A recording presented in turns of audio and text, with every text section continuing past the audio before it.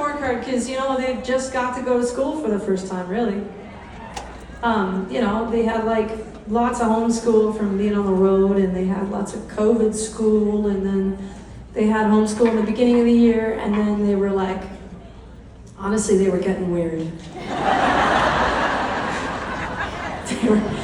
They were just not normal. They were just getting, it was like, okay, you guys need to go to school. I mean, I'm proud of them. The report cards were really good. Well, no, they were getting weird because, well, first of all, you guys know every story. They've always said weird shit. It's like weirder, I think it's weirder than what most people say this kid's sick, right? Everybody's like, oh, my kid said the most eccentric thing, but like, my kids really do say weird things, right? It's like, I'll give you an example.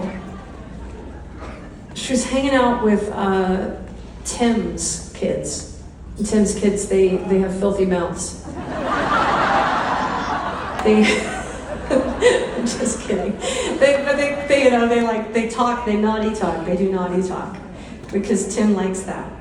And yeah, and so they come home and they tell us when they have a sleepover how much naughty talk they all got to do. And I'm like, well, that shit stops at the door. And they ignore me and my naughty talk. Like, they just know, like, they're not allowed to do it.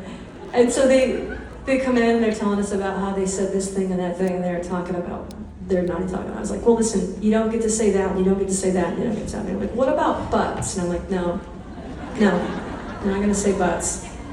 And they're like, well, you know what we told so-and-so when they said that that butts was a naughty talk. And I said, what? And he said, well, when we are at Elton John's house, butts are everywhere. There's butts in the paintings, there's butts in the statues. She goes, so we just told them butts are actually fancy. I'm like, yeah, school. We're gonna do school now. That's not a normal thing to think.